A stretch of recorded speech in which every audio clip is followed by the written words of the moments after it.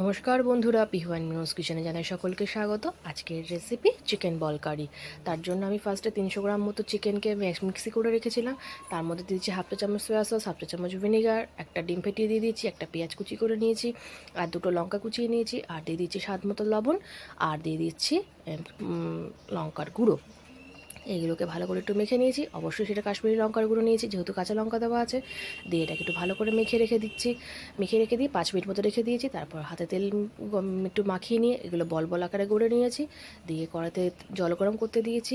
জল গরম করতে দেওয়ার পর জলটা যখন দেখেছি ফুটে এসছে ভালোভাবে, তারপরে বলগুলোকে এক এক করে ছেড়ে দিয়েছি। এটাকে মোটামুটি 5 মিনিট মতো সেদ্ধ করে নিয়েছি। দিয়ে এগুলো নামিয়ে নিচ্ছি। এরপর কড়াইতে তেল গরম করতে দিয়েছি। এরপর কড়াইতে তেল গরম করার পর তখন যখন দেখছি তো তেলটা গরম হয়ে গেছে, তারপর বলগুলো এক এক করে ছেড়ে দিয়েছি। দিয়ে বলগুলোকে ভেজে তুলে নিয়েছি। এরপর কড়াইতে তেজপাতা, গোটা গরম মশলা ফোড়ন দিয়ে একটা বড় সাইজের পেঁয়াজ কুচি করে নিয়েছি, সেটাকে ভালো করে এর মধ্যে নাড়াচাড়া করে নেবো। তারপর দিয়ে দেবো একটা টমেটো কুচি।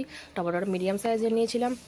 দিয়ে 1 চা চামচ আদা বাটা, 1 চা চামচ রসুন বাটা, আর একটা বাটির মধ্যে নিয়ে নিয়েছি হচ্ছে লবণ, হলুদ, লঙ্কার গুঁড়ো, জিরের গুঁড়ো, ধনের গুঁড়ো, আর সামান্য চিনি। অবশ্যই সব কিছু 1 চা চামচ করে নিয়েছিলাম। দিয়ে এটাকে একটু ভালো করে গুলিয়ে নিয়েছি।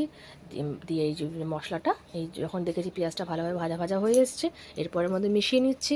এটাকে ভালো করে ফুটতে দেবো, যাতে মশলার কাঁচা গন্ধটা চলে যায়। যত মানে চিনি আছে, লবণ আছে, আর সমস্ত মশলা সেগুলো সব একসাথে মিশে যায়। এরপর দিয়ে দেবো 1-1.5 চামচ টক দই। এটাকেও ভালো করে নাড়িয়ে চাড়িয়ে নেব।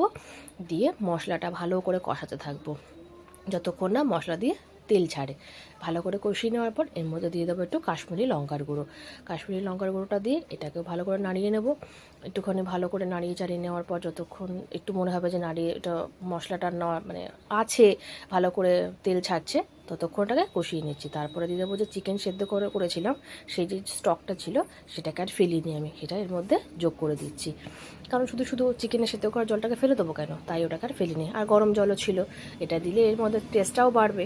তার জন্য ওই স্টকটা আমি ফেলিনি, ওটাকে গ্রেভি হিসেবে ব্যবহার করে নিয়েছি। এরপর যখন দেখবো যে জলটা মানে ঝোলটা ফুটে ফুটে এসছে, তারপরে চিকেনের যে বলগুলো